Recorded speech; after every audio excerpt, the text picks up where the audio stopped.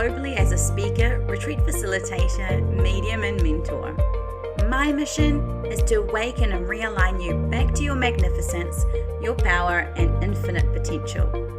As the founder of the Rise with Love philosophy, I'm honored to share wisdom that will create the expansion of joy, abundance, love, and freedom to flow into your life. If you're ready, I want to hear you say yes, because the most wonderful things will unfold for you when you embark on the journey to rise with love. Let's get started.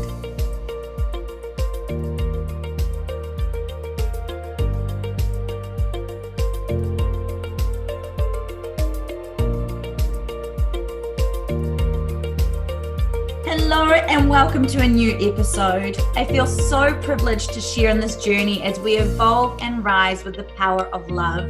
I'm pretty excited for my special guest today, whose mission is to assist people to trust their inner voice as they navigate their own path.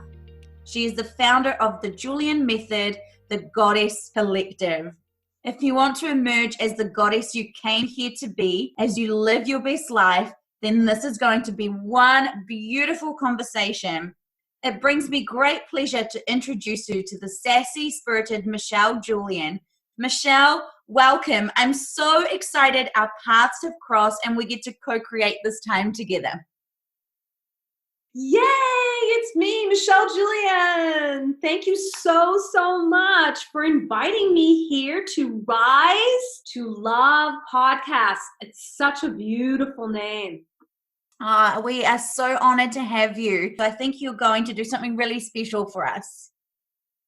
Yes. So what I want to do is kind of guide us through maybe like a 2 or 3 minute meditation just to kind of get grounded and centered and allow the universe to really just guide us through our podcast and let the audience kind of experience this universe guiding us, and so they can learn that they can do this too anytime when they choose to, especially now with all of the crazy noise that's out there. I wanted to do this for you and your audience. So let's start right away, and let's just take a couple of deep breaths and get centered in your chair, or if you're laying down and you're listening, get comfy. Get your head in alignment. And we're going to just take a couple of deep breaths in through our nose. And we're going to count to about 5 or 6 as we breathe. 6, and exhale out for 5. 3, 4, 5. Inhale for 6. 1, 2, 3, 4, 5, 6. Exhale out for 5. Let's do it one more time. Inhale for 5. 1, 2, 3, 4, 5. Exhale out for 6. 1, 2, 3, 4, 5, 6. And now we're just gonna talk to our highest angels, our spirit guides, because they are our spiritual team. They're here all the time. They're witnessing what's happening in this world, and we are just going to allow them to guide us on our journey. And we're visualizing our spirit guides. They're our spirit team. They're always with us. And they're here sending you a message. In order for you to receive this message, you need to create this sacred container of awareness, of space. And how you do that is through the breath. And as you breathe, you will hear your angel guide you for the rest of your day, whether it's morning, afternoon, or evening. Thank you for listening. Oh, I feel so good. I just felt, for me, my message was hope. There's so much hope. Just felt like my team was here and just putting so much love into my heart and just saying it's all about the hope. We got to stay in that vibration. Thank you so much, Michele. What I wanted to ask you is that I really believe the universe has a way of bringing people into our lives to take us to the next lesson or evolution. And I love your motto is that there are no accidents in life. How did this journey all begin for you? Well, if we want to talk about the journey, we could talk about it when I was a little girl, or we can fast forward to right before I got married. So I think that people listening could take away is when I say there's no accidents in life, what I mean by that, it's staying open. It's having that curiosity like you're a child. Where my journey started was when I actually had a bicycle accident when I was 18. How that all happened for me and then not to me. And what actually happened was I was riding my bike. I was a senior in college, and it was a rainy day, November, wet leaves. It was election day, actually. Jimmy Carter was elected that day. So that was 1977. It was in this beautiful community. It's called Hingham, Massachusetts. Gorgeous water view. When I ride my bike, I would pass the ocean. And I was going up the hill and down the hill just like I always do. And a friend of mine decided to kind of wave as I was going down the hill, and I kind of turned my head and waved. And then before I knew it, I was sliding, skidding on the wet leaves because it was November. Picture the wet leaves on the pavement. It's like ice. And I was going and I started slitting and I flew over the handlebars and slit my neck, my jugular vein by a carotid artery by a fingernail. And I should have been pronounced dead, but lucky for me, I actually was found by a person that decided to take the subway that day. And who knew? He found me and he called 911.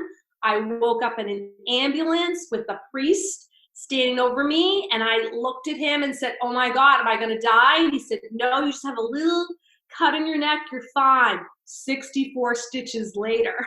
My God, crazy land. So I woke up in the hospital, and the nurse looked at me with this very perplexed look, and I looked at her and I said, "Can I walk?"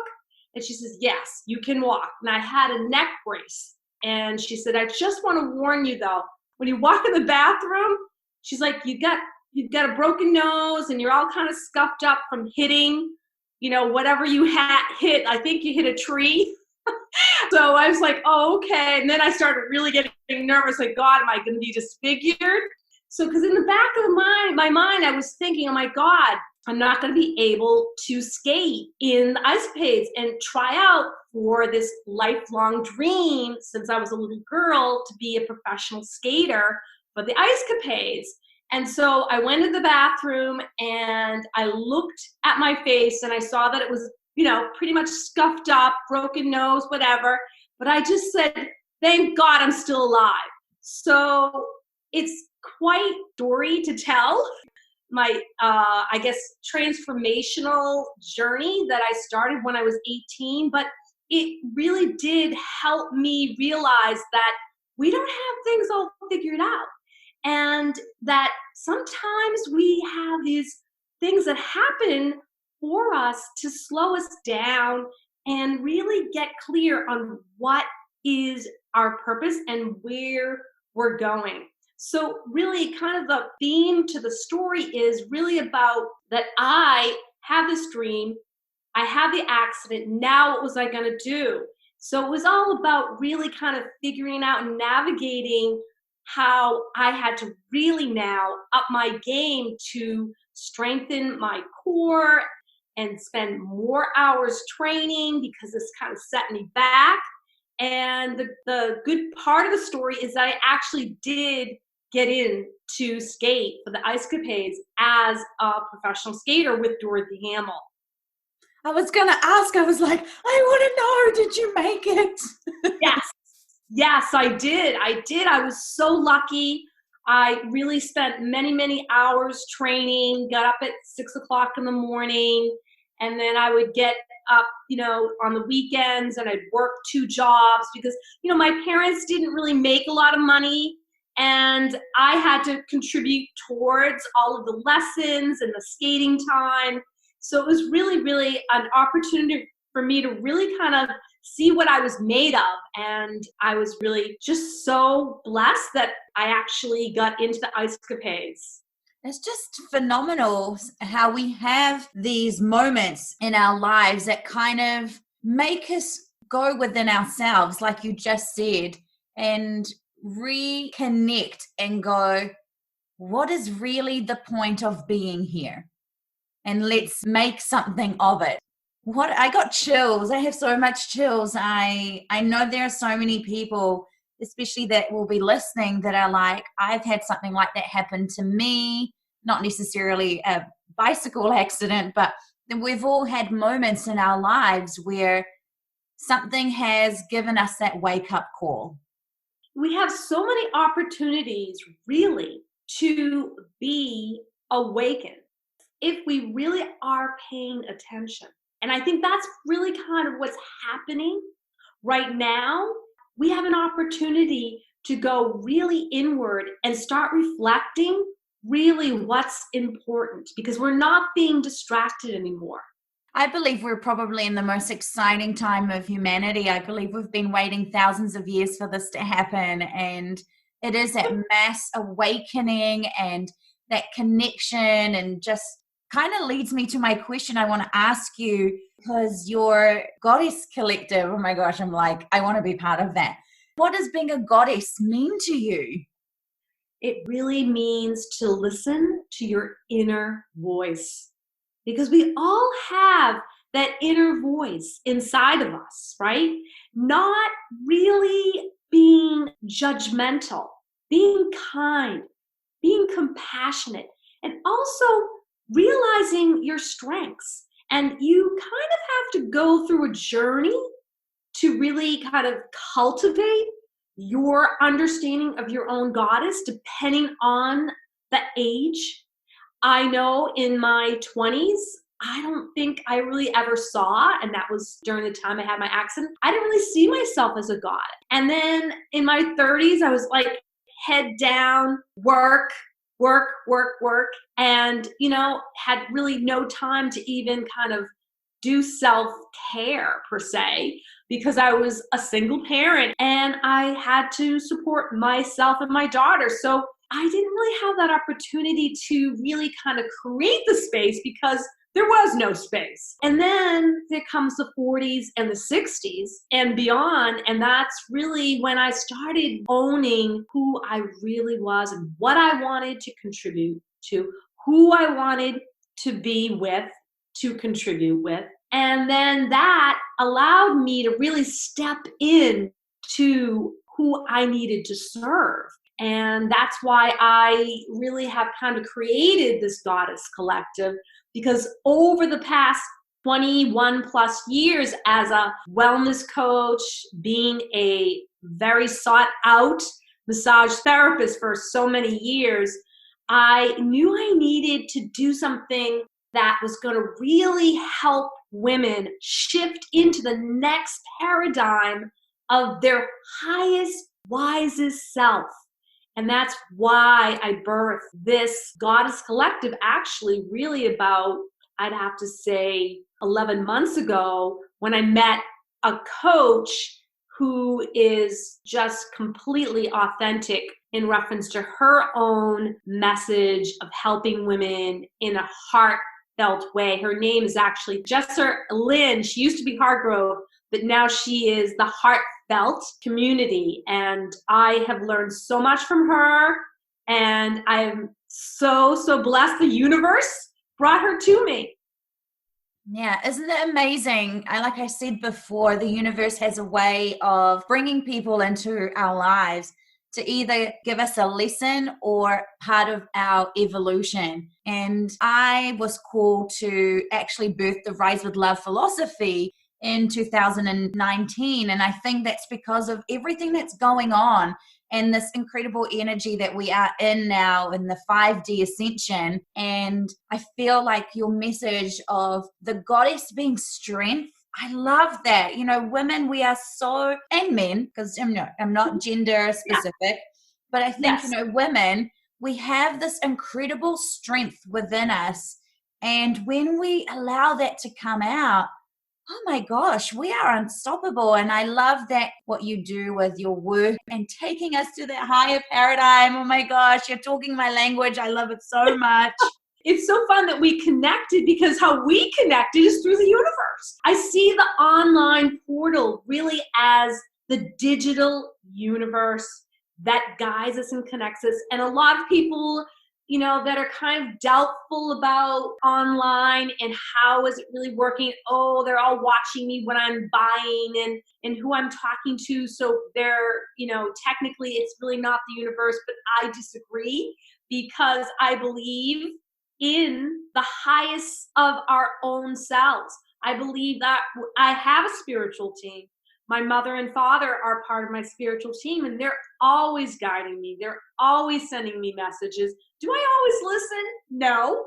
Sometimes I get distracted. That's okay. But it's about cultivating the practice of coming back to what you know inside. And how do you do that?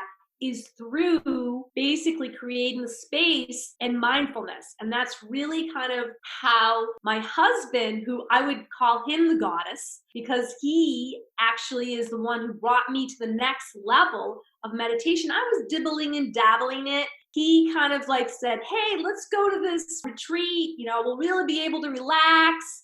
And the good thing about it, you don't have to do anything. You just sit there and relax.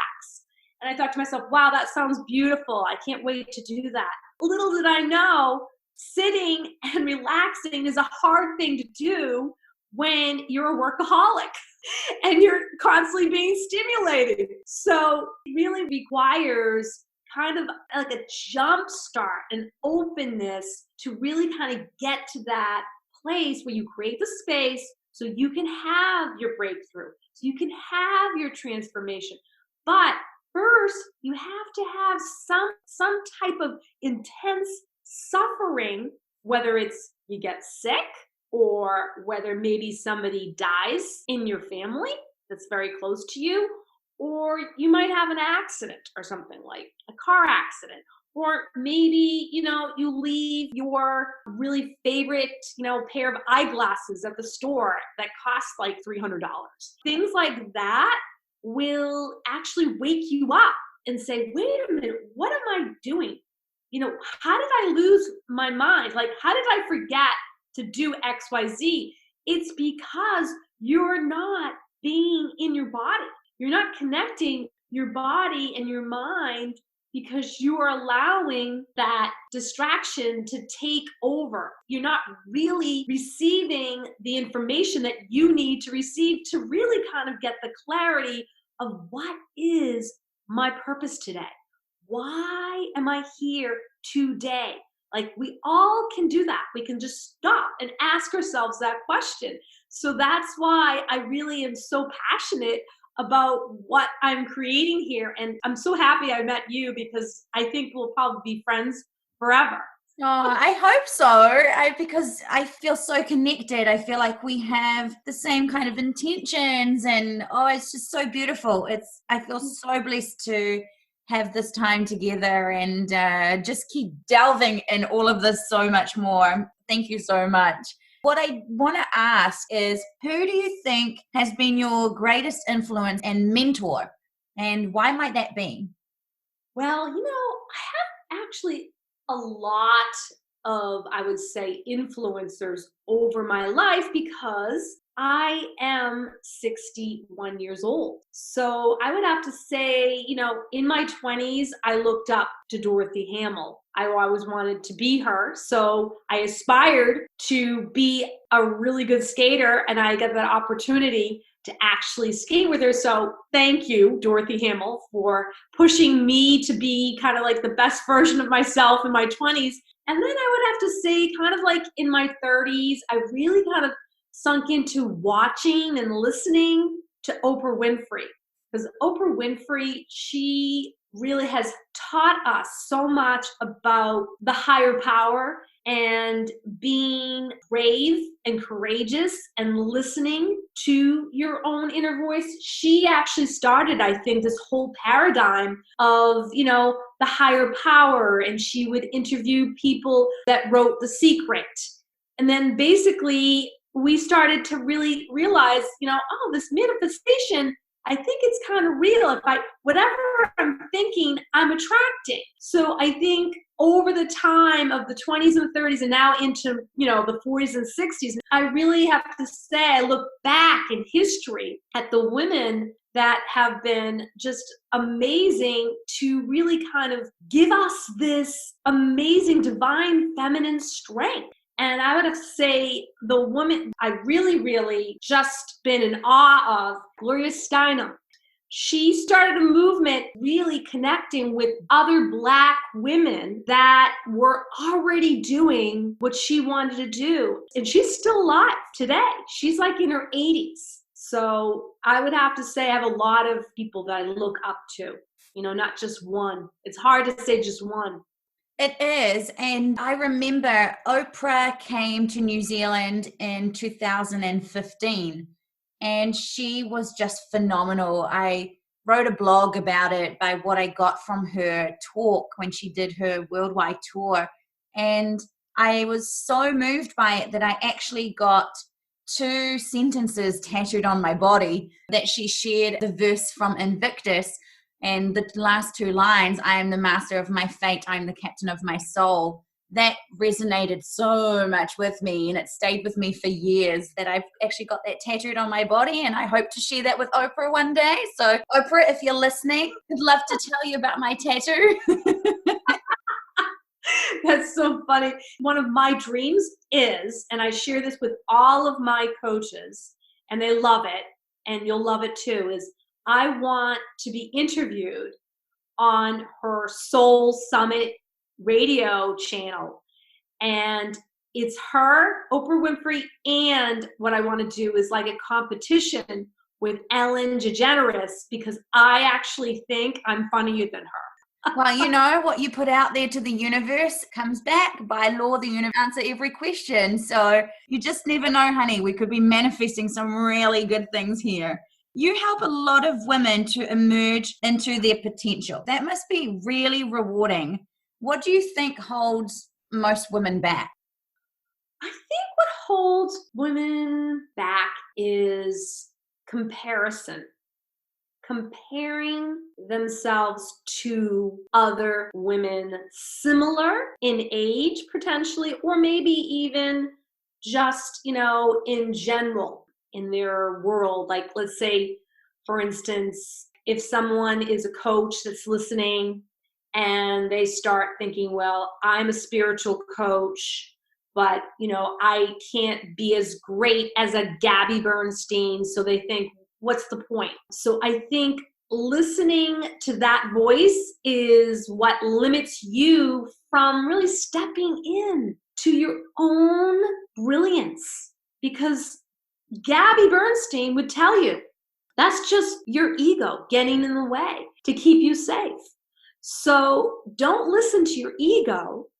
Listen to your inner voice, which is really coming from your heart. It's coming from love. And you know all about love, right? Rise to love. So we all need to rise our own consciousness to our own love and come from that place, that will open everything up. You're so right, Michelle. When we compare, we're robbing ourselves of our joy, our potential, and that's not really going into our goddess energy, is it? No, Because no, God, goddesses yeah. rise each other up. Yes, exactly, exactly. And that's why I think Gloria Steinem was such a powerful woman, because she allowed the other women to help her rise up her movement. And it's really what's required now. We're in a new paradigm. It's not just one person taking care of another person. It's got to be a community. It's got to be a collective. If you think you can do this all by yourself, you're going to burn out and you're not going to rise up. You're not going to listen to your inner voice. You're going to just crawl back into a corner or maybe pull the blanket over your head and say, I can't do this. It's just too much. So you really got to take that time and figure out who you want to align yourself with, how you can create a community. It doesn't have to be huge. You can start small in your local area. We got to get back to the roots. That's really what we need to do. Get back to the roots of sharing, listening, and collaborating. Yeah, they say, it takes a village to raise a child, and we are definitely shifting from the I am to, we are one energy back to being that collective, like you say. So it's really exciting to see someone like yourself really being part of that movement. It really excites me that you're doing this incredible work in the world. And, you say that the Julian method starts with gratitude, which is great because I actually have a podcast called that. It all begins with gratitude. So I believe that too. So we are still vibing, my friend. And I'd love for you to elaborate on why that is the first step. Well, because if you're not thankful for what you have, what you've experienced, how can you receive more of that in your life? Really, how can you do that if you're not thankful? It doesn't have to be complicated. It could be like the simplest things that you can be grateful for, like being able to wake up at a certain time of the day, or being able to just walk outside and get on the bus. You know what I mean? And actually go into a supermarket and buy an amazing organic orange. Things like that you kind of almost sometimes take for granted, that you have these things, right? Or you have this experience, you have this life. We are so abundant. We totally are. And I talk about that in that particular podcast.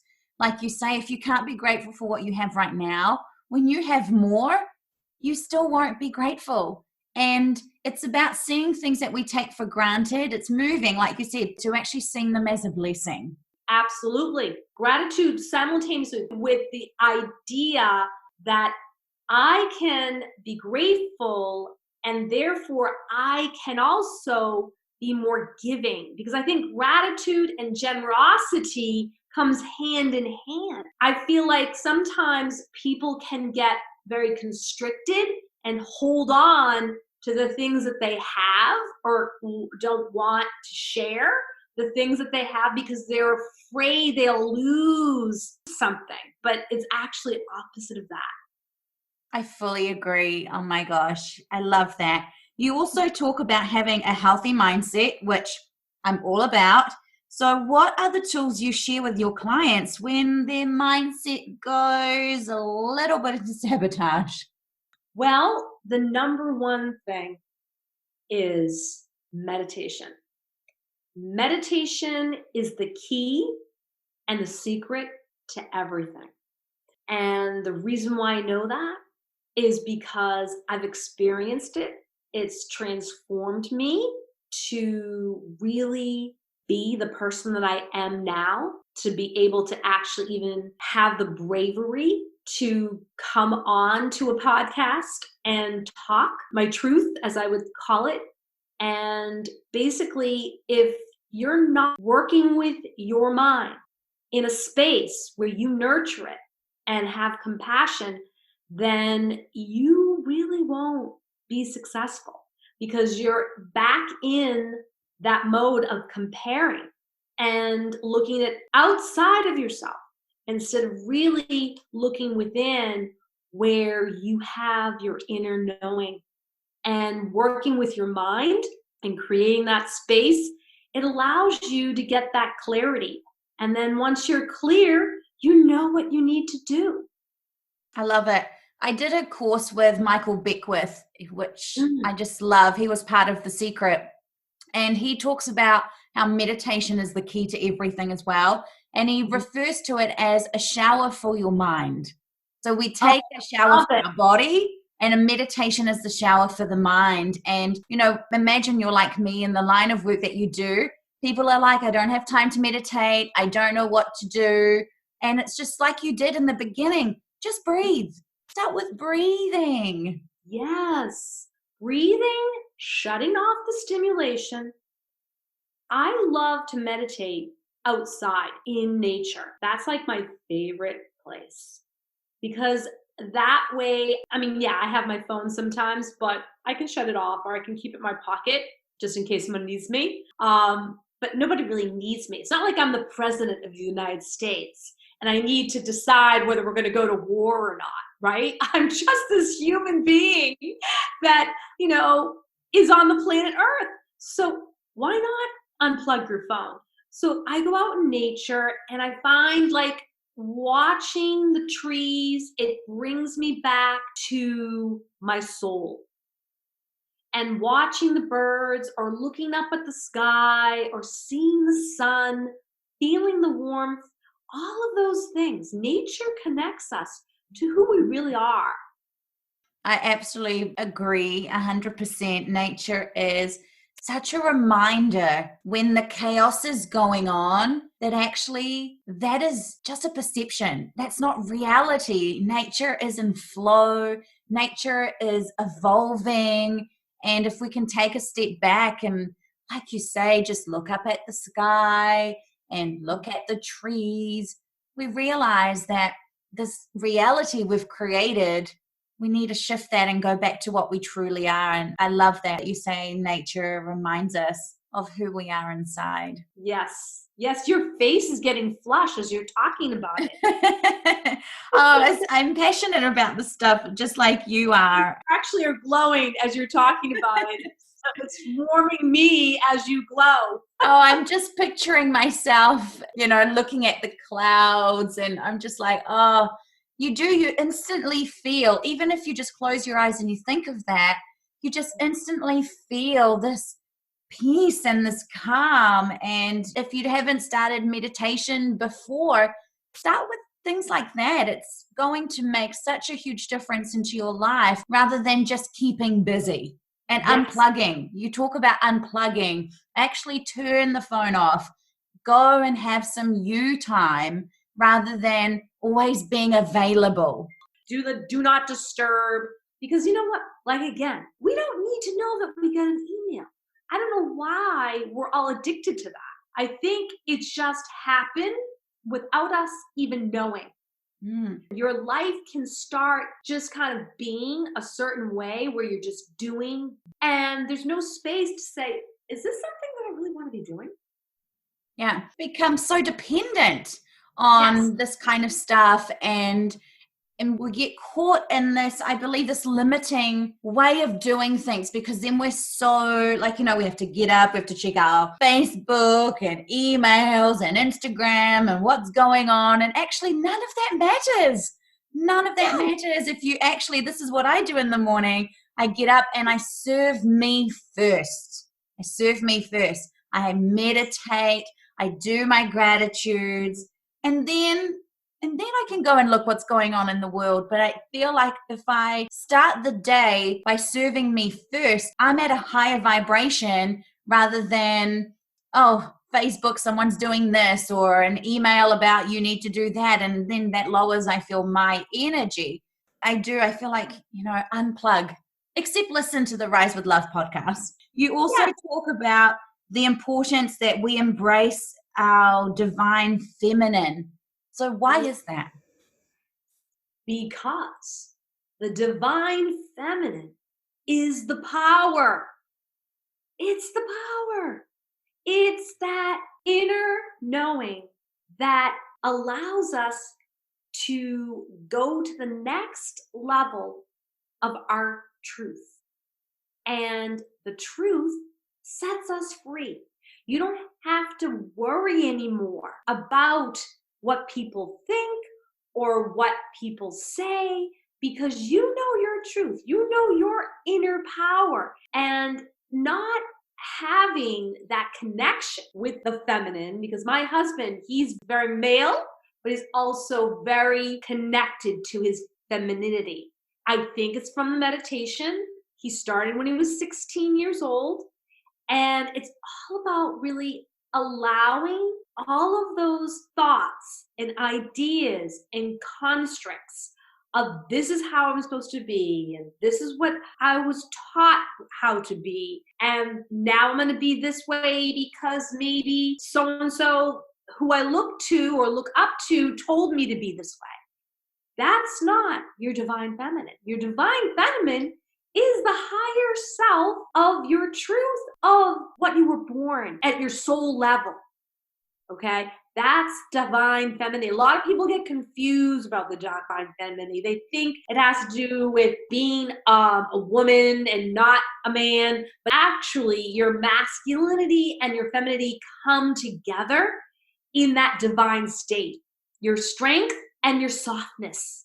If you can have strength and softness, so you're strong, but you're also really vibrant, there's your divine femininity. The law of gender, there is 12 laws of the universe, and the law of gender actually talks about how everything has a feminine and masculine energy, and we must find the perfect balance within ourselves of those two energies. So I agree when you say, men can also have their feminine energy. Well, we're all energy. Every single one of us is energy. And we do have that feminine and masculine. And I love how you talk about we have this power inside of ourselves.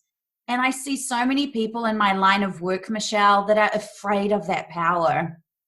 Yes, because they're afraid that they might upset. They might upset the apple cart or the status quo of how you are supposed to be, and how you're supposed to express yourself. And it's happened, I think, really unconsciously.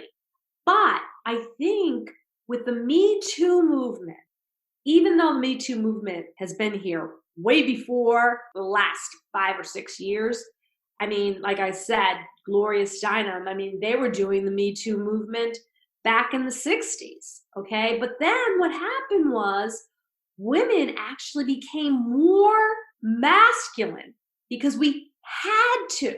We had to, because we were not being heard. So we had to step into that energy of masculinity so people would start paying attention to us. And I can give you a perfect example of that. When I was in business in my 30s, I actually had a blazer and I would wear an actual tie, like a bow tie sometimes, just so when I went on my calls, they would kind of view me as professional because, here I had my suit on with the bow tie, kind of like a guy, but not like a guy, kind of bow tie, kind of a little feminine, but not too feminine, right? Because I wanted to be heard. I want to be respected. But you know what? We don't need to do that anymore. We can wear whatever we want to wear, and they have to still listen because now we're qualified. We have the degrees. Oh my God, women, especially here in Boston, we're all about our degrees, okay? And all about our continuing education and all about our personal development. And we all have psychiatrists and gurus. We are so tuned in now to being powerful without having to look and act like an energetic man. It's so important to embrace that. We did. I believe your generation and my mum's generation did so much for women to be where we are now in terms of shifting that paradigm from having to embody that real masculine to being that feminine energy. And I feel that's men being more authentic without having to have that paradigm of the tough and be the provider. And it's going to really bring such a beautiful equality of, well, what's your strength? What's your passion? Bring that to the surface rather than this paradigm of this is what a man does, this is what a woman does. So you talk about people trusting their own call within themselves. How can we identify what that call is? Oh, well, it's something that just doesn't happen like overnight. Sometimes it can for people. Some people can be born with a knowing. Like I have a few, friends over the years that said, I always knew I was going to be a doctor, or I always knew that I was an artist. Those people are actually more rare than most of us. We don't really have a clue what our calling is. So I think it's about, again, being kind of curious and stepping back at looking at what does keep you awake at night. In some ways, it's the things that kind of stir you up and get you fired up inside. And then you start thinking, how can I be helpful? How could I show up and maybe serve or share something that I know could make a difference in someone's life? Whether it's like a simple thing, like let's say you were thinking, oh my God, I'm watching the elderly right now suffer. They don't have any connection. They have to talk to people through glass doors. I mean, that in itself could keep you awake at night, saying those poor people that don't even have that connection anymore. What can I do? So maybe you might have an answer or an idea of what you could do to create something for the elderly to actually receive a connection, whether you could say, hey, I could teach somebody how to take their phone and do like FaceTime so they could feel like they're actually talking to me. And, that could just warm their heart. You just have to kind of stay in tune to kind of what keeps you thinking about how you can be helpful and what you can do to make a difference in people's lives. So that's my kind of, I guess, 2 cents I would give, most of my clients, like what is burning inside of you. And sometimes people are so distracted, they don't really even know what is burning them because they're too busy just doing their work and getting through the day. So that's why I always say it's all about meditation, coming back to the quiet and the space so you can start figuring out what is my purpose? Why am I here? And start looking at your life kind of like as a circle in different categories. It's like, okay, this is my work, this is my family, these are the activities I do, and then start really kind of looking at it in a much more open space with that breathing and awareness and doing a lot of visualization. I do a lot of visualization guided meditations with pretty much all of my clients.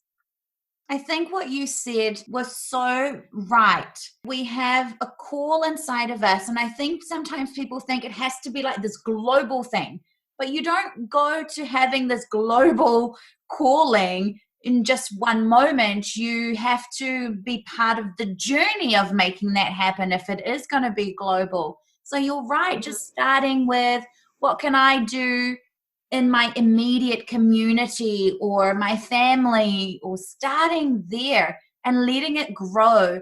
from that. I think sometimes when we go, I have a calling, I'm like, well, I don't know what I'm supposed to do in the world, and it's like, start with what you can do right here.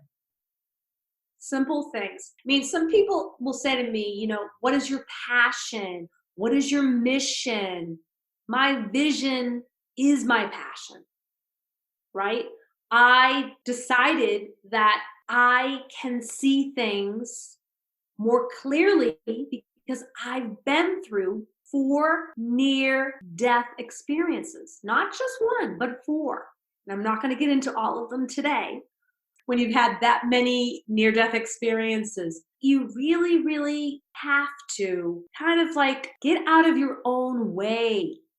Stop comparing, stop judging yourself, shame yourself. Women, I have to say, are the worst when it comes to this energy. I think Brené Brown, she is phenomenal in helping women, and women especially in business that work in the workforce, that comparing and shaming and blaming, it's not really helpful. No. And this leads me to my question. You ignite so many goddesses around the world. And what do you think is the biggest challenge that comes with igniting these women?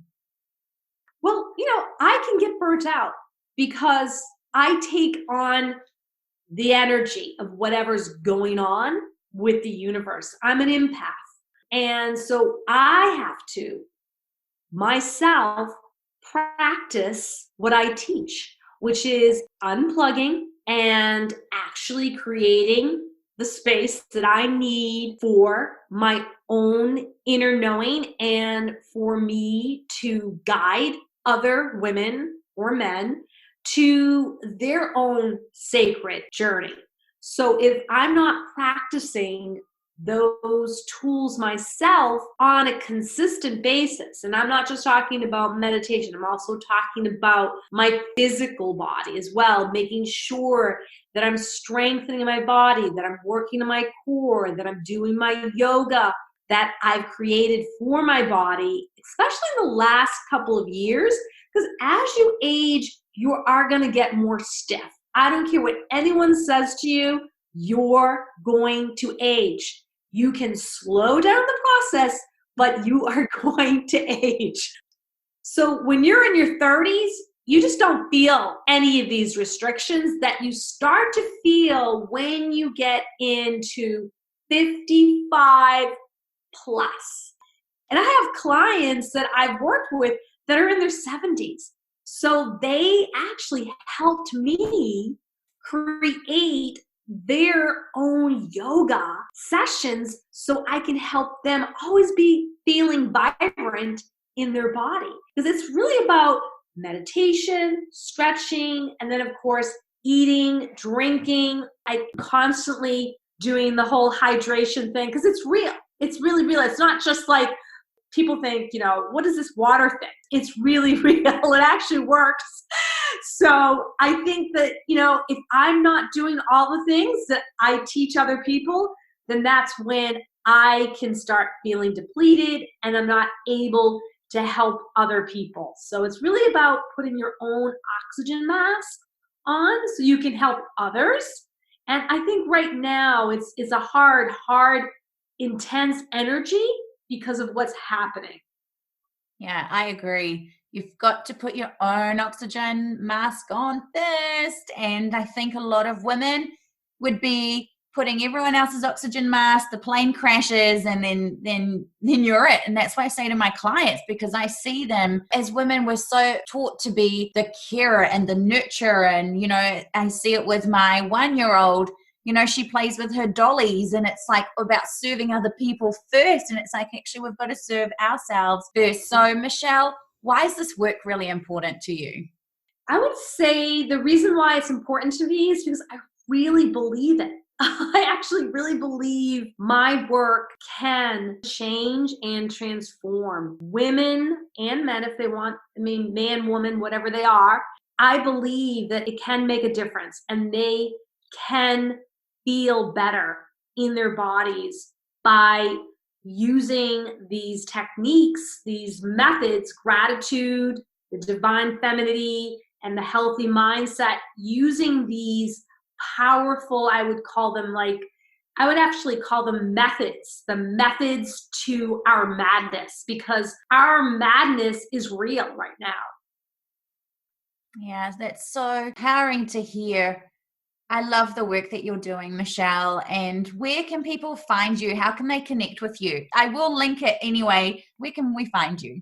Sure. I have a couple of ways that you can get a hold of me.